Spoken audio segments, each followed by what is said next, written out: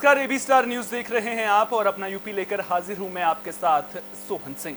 Bulletin में सबसे पहले बात करेंगे केंद्रीय मंत्री मुख्तार अब्बास नकवी की। दरअसल केंद्रीय मंत्री मुख्तार अब्बास नकवी 2 दिवसीय दौरे पर रामपुर पहुंचे थे। इस दौरान नकवी विपक्षियों पर जमकर बरसे। उन्होंने इंडिया गठबंधन को लेकर कई सवाल भी खड़े किए हैं। आपको बता दें कि मुख्तार अब्बास नकवी ने कहा है कि विपक्ष का यूपीए गठबंधन नॉन परफॉर्मिंग एसेट निकला। जब यूपीए एनपीए हो गया है उसके बाद विरोधियों ने उसी का नाम बदला है, लेकिन उनका काम वही है।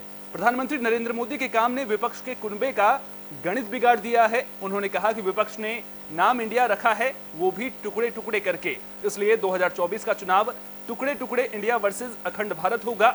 इस दौरान मुख्तार अब्बास नकवी ने ज्ञानवापी पर सीएम योगी आदित्यनाथ के बयान का भी समर्थन किया है।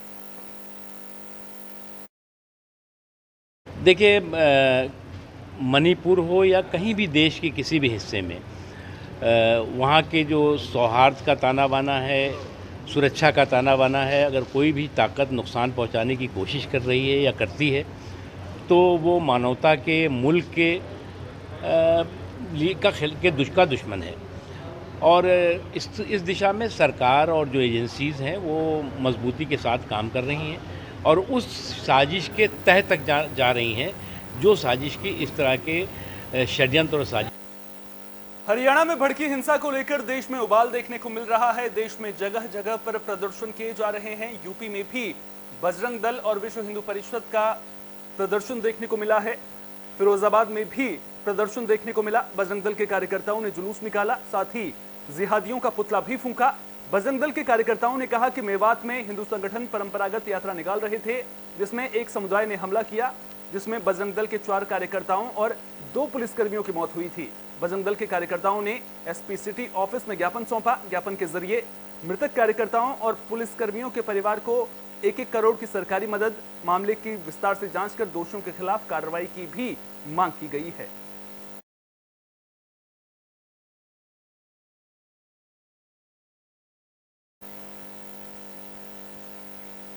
बुलेटिन में बात ज्ञानवापी मामले की भी कर लेते हैं। दरअसल मुस्लिम लीग के सचिव कौसर हयात का ज्ञानवापी मामले को लेकर के बड़ा बयान सामने आया है। उन्होंने कहा कि जब मामला कोर्ट में विचाराधीन है तो सीएम योगी को ज्ञानवापी पर बयान नहीं देना चाहिए था। उन्होंने इसे कोर्ट की अवमानना बताया है और सीएम योगी के इस्तीफे की मांग की है। उन्होंने कहा कि देश में मस्जिदों को मंदिर कहने का चलन बढ़ना खतरनाक है और इससे देश में अशांति बढ़ेगी। नहीं देना चाहिए और ये एक तरह से अदालत को मुतासिर करने का बयान है जो कतई तौर पर जुर्म है और उस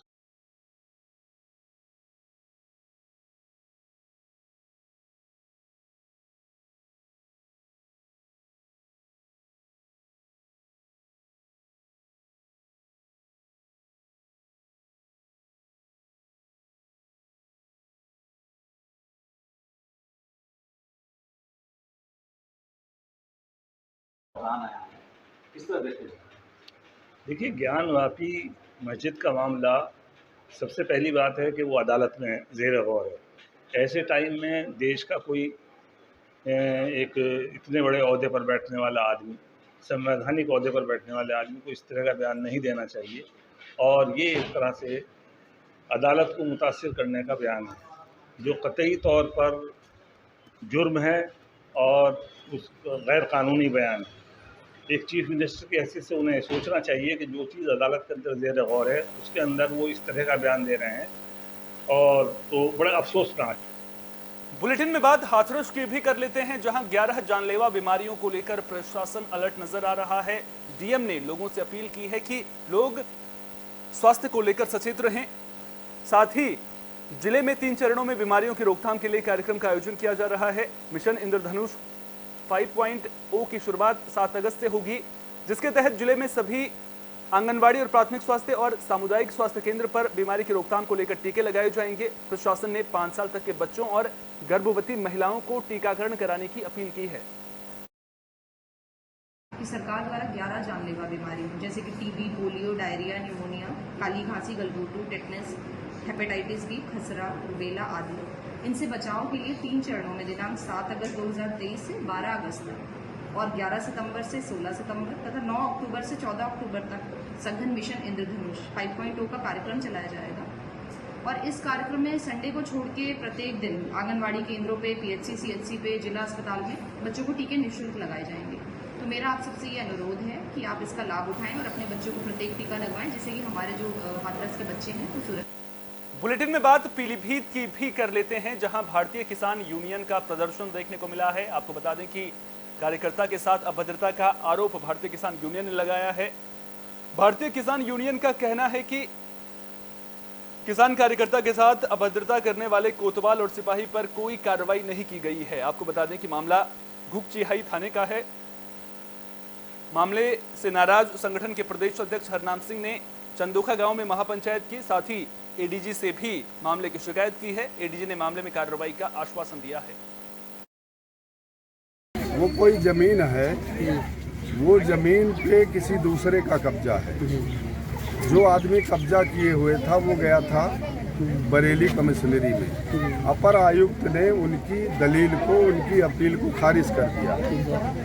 जब स्थगन आदेश है उस पर और ये कहा गया कि यथास्थित बनाए रखा जाएगा, तो आपका जो संबंधित थाना है वहाँ के थानेदार ने स्थगन आदेश के बाद में उस जमीन पे धान लगवा दिया है। बुलेटिन में बात प्रयागराज की, जहां हंडिया बाईपास के बना नाला तालाब में तब्दील होता हुआ नजर आ रहा है। आपको बता दें कि 1 घंटे की बारिश के बाद लोगों की परेशानियां बढ़ गई हैं। आलम यह है कि लोग इस पानी से होकर जाने को मजबूर हैं। पुलिसकर्मी और होमगार्ड घुटने तक भरे पानी में खड़े होकर ट्रैफिक व्यवस्था को कंट्रोल करते हुए नजर आ रहे हैं। तस्वीरें पूरी कहानी को बयां कर रही हैं और इन तस्वीरों के जरिए आप देख सकते हैं किस तरह से लोग परेशान हैं और साथ ही साथ में ट्रैफिक को कंट्रोल करने के लिए किस तरह से जो पुलिसकर्मी वहां पर तैनात हैं उन्हें दिक्कतों का सामना करना पड़ रहा है।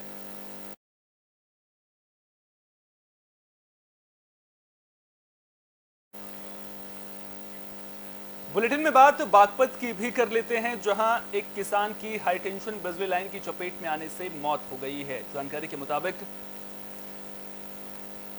किसान खेत में गया हुआ था, इसी दौरान वहां पर बिजली की चपेट में आने से किसान की मौत हो गई है। मामला बालेनी इलाके के नवादा गांव का बताया जा रहा है। मामले की जानकारी मिलने पर पहुंची बिजली विभाग के जेई का ग्रामीणों ने घेराव कर दिया और हंगामा करने लगे। जानकारी के मुताबिक 60 साल के किसान प्रताप सुबह पशुओं का चारा लेने के लिए खेत पर गए थे। इसी दौरान खेत में हाई टेंशन बिजली लाइन टूटी पड़ी थी।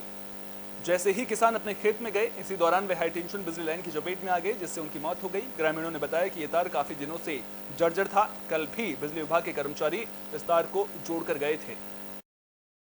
अपने खेत में आए प्रताप 8:30 बजे के आसपास, जैसे आए तार टूटा पड़ा है। कल भी तार जोड़ा था और आज फिर टूटा मिला और आज की दफे इनकी नाड़ से तार टकरा गया और ये एकदम खत्म हो गया। नाड़ भी अलग है, केवल बिजली विभाग। हाथरस में खेत के विवाद को लेकर धमकी देने का मामला सामने आया है। पीड़ित महिला ने प्रशासन से इंसाफ की गुहार लगाई है। तो पीड़ित महिला ने मामले की शिकायत पुलिस से की है। घटना कोतवाली हाथरस गेट के भगवतपुर गांव की है। महिला का कहना है कि दबंग उसके बच्चों को मारने की धमकी दे रहे हैं। बता दें कि महिला सीआईएसएफ जवान की पत्नी है। महिला की माने तो जबरन खेत की मेड़ काटने को लेकर दबंगों ने बच्चों को जान से मारने की धमकी दी थी। महिला की शिकायत पर पुलिस ने कार्रवाई का आश्वासन दिया है।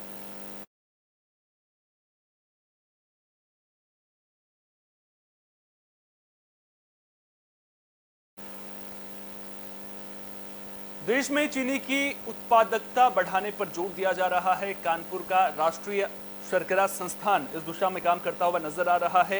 देश की सीमाओं से परे जाकर चीनी उत्पादक देशों में मौजूदा चीनी की उत्पादकता बढ़ाने पर काम करता हुआ नजर आ रहा है। मिलों में काम कर रहे कर्मियों को जिसके तहत प्रशिक्षण और तकनीकी परामर्श दिया जाएगा। हाल ही में संस्थान के निदेशक नरेंद्र मोहन की अगुवाई में संस्थान की एक टीम ने प्रोसेसिंग के दौरान चीनी के नुकसान और ऊर्जा के खपत को कम करने के लिए उपाय सुझाने के लिए इंडोनेशिया में पीटीपीजी राजवली शुगर ग्रुप की एक चीनी मिल का दौरा किया। राष्ट्रीय शर्करा संस्थान के निदेशक ने कहा कि हम उन्हें मिल के आधुनिकीकरण और चीनी उत्पादन की मौजूदा प्रक्रिया को परिवर्तित करने के लिए अल्पकालिक, मध्यावधि और दीर्घकालिक सिफारिश प्रदान करने जा रहे हैं। मिल से तकनीकी अधिकारियों की एक टीम भी प्रशिक्षण प्राप्त करने के लिए नवंबर-दिसंबर 2023 में संस्थान आएगी। इंडोनेशिया के अलावा संस्थान को मौजूदा चीनी इकाइयों की दक्षता और वित्तीय स्थिति में सुधार के लिए बांग्लादेश, क्यूबा और फिजी से अनुरोध मिला है। नेशनल शुगर इंस्टीट्यूट के लिए एक और उपलब्धि का समय था और मैं आपको बताना चाहूँगा कि 4 देशों ने राष्ट्रीय शर्करा संस्थान से जो है संपर्क किया है कि किस प्रकार वो अपने देश में जो उनका चीनी उद्योग है उसको वो आगे ले जा सकें, उसकी दक्षता को बढ़ा सकें, उसका आधुनिकीकरण कर सकें। तो ये जो 4 देश हैं उसमें मैं आपको एक एक करके बता सकता हूँ कि सबसे पहले इंडोनेशिया, जिसके साथ कि हमने अभी थोड़े दिन पहले ही MOU साइन किया था, और उसकी चीनी मिल का दौरा भी मेरे और बुलेटिन के आखिर में बात रामपुर की रजा लाइब्रेरी और म्यूजियम की भी कर लेते हैं, जिसमें प्रधानमंत्री नरेंद्र मोदी खास तवज्जो देते हुए भी नजर आ रहे हैं। केंद्र सरकार लाइब्रेरी में सुधार को लेकर प्रतिबद्ध नजर आ रही है। केंद्र सरकार के संस्कृति मंत्रालय के सचिव गोविंद मोहन रामपुर पहुंचे और राजा लाइब्रेरी और म्यूजियम का जायजा लिया। साथ ही मंडल आयुक्त, DM और प्रशासनिक अधिकारियों के साथ बैठक कर कार्य योजना भी तैयार की है। संस्कृति मंत्रालय की एक बहुत प्रमुख संस्था रामपुर में सिचुएटेड है। यह है रामपुर रजा पुस्तकालय एवं संग्रहालय, रामपुर रजा लाइब्रेरी एंड म्यूज़ियम, जो कि लगभग 300 साल से भी अधिक पुरानी एक धरोहर है इस देश की। इसमें बहुमूल्य वस्तुएं हैं, जिसमें पुस्तकें हैं, पांडुलिपियां हैं, सिक्के हैं, कई प्रकार की और पुरातत्व की महत्व की कुछ वस्तुएं हैं। तो इन सब को इस बुलेटिन में मेरे साथ इतना ही। अपना बहुत बहुत ख्याल रखिए। देश और दुनिया की तमाम अहम खबरों के लिए बने रहिए AB स्टार न्यूज़ के साथ।